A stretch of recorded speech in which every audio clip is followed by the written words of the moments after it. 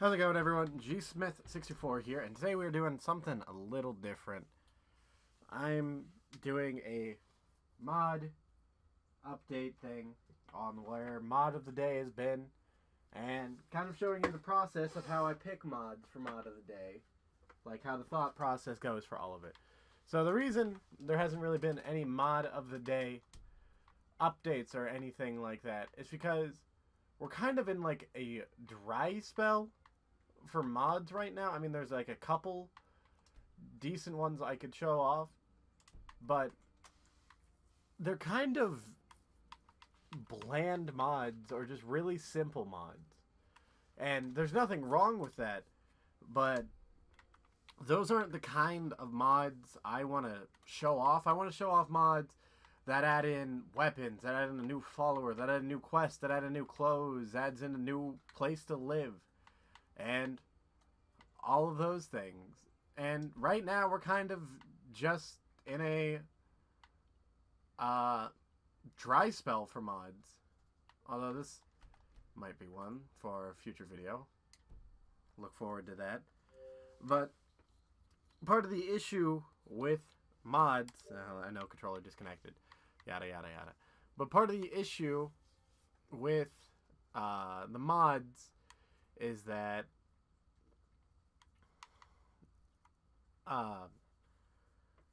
for me, in order for me to review a mod, it has to meet the following criteria. It has to be on Xbox and PC. It has to be a mod I would use in my own Skyrim playthrough, or I think is just really awesome, and I can see there was a lot of work put into it.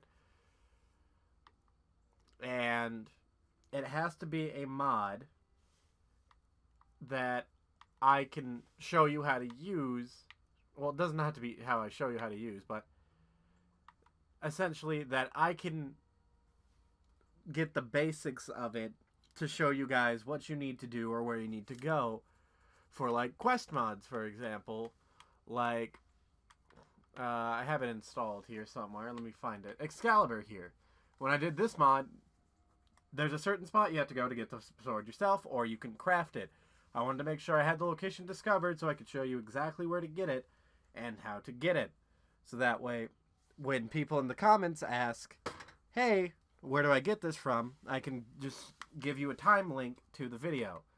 That's like the big thinking behind a lot of the mods. Or like, hey, Legalize Skooma, how do I get that? You craft it yourself. You need the following perks and you can get it. Or, hey, the Cherry follower here, where is she? Where can I find her? I go to exactly where she's staying and show you where she is. I believe she was... I don't remember where she was actually staying. Where was she staying? Bean Barn in Riften. So, if you don't exactly know where she is, I show you where she is. Or Witch of the Wild, show you the crafting recipe. All of that stuff. Show you crafting recipes. Make sure you know all of that. Like that mod. All of that. That's the basics behind mod of the day. And then I also make sure if there's like certain characters I need to research about or certain trivia things I should know about. I learned that from experience when I did not do proper research on a Fallout 4 mod that added a new player, or that added a NPC follower from Fallout 2 named Frank Corgan. People gave me shit because I got it wrong from where he was from. So that's kind of the process of why and how I pick mods for Skyrim and Fallout 4. And then I also have to capture footage of it as well. Go in, capture the footage, show exactly where it is, where to go, add voiceover. I do a live commentary for the most of them. Sometimes I do a voiceover if it's need arises. But for the most part, that is why mod of the day takes so long. It's because I want to make sure the videos aren't just cheap little 2-minute videos. I mean, granted, they are 2-minute videos, 2 to 4 minute videos generally. But I try and pack in as much information about the mod itself and who it's by and all of that. So that way you have that information along with links to all of the mods as well. So, yeah, that's the reasoning and my thought process on picking mods. And that's also why we're kind of at a dry spell for mods right now.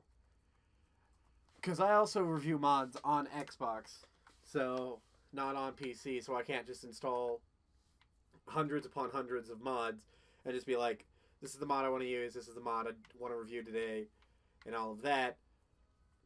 So that's why there's been a dry spell for mods lately for Fallout 4 and Skyrim. Hopefully within the next couple days, either today or tomorrow or Tuesday. Today is Sunday, I believe. I'll have another mod video up for you of some kind. I'll find a mod that I may have looked over somewhere, or at the very least we'll do Succubus-san here by RXKX22, ported to Xbox One by Alpha YJ. But yeah, that's pretty much the thought process on how I do mod of the days and why they haven't been here. We're kind of in a dry spell. And that's pretty much it. So I've been your host, GSmith64, and I thank you guys for understanding that Fallout 4 and Skyrim are not anywhere near done. I plan on doing them for a long time to come, as long as mod authors keep updating it on Xbox One and PC with more mods. I will keep coming back to it to do it. But for the time being, they're just kind of on hiatus till we find more compatible mods to go with it. But other than that, I've been your host, GSmith64.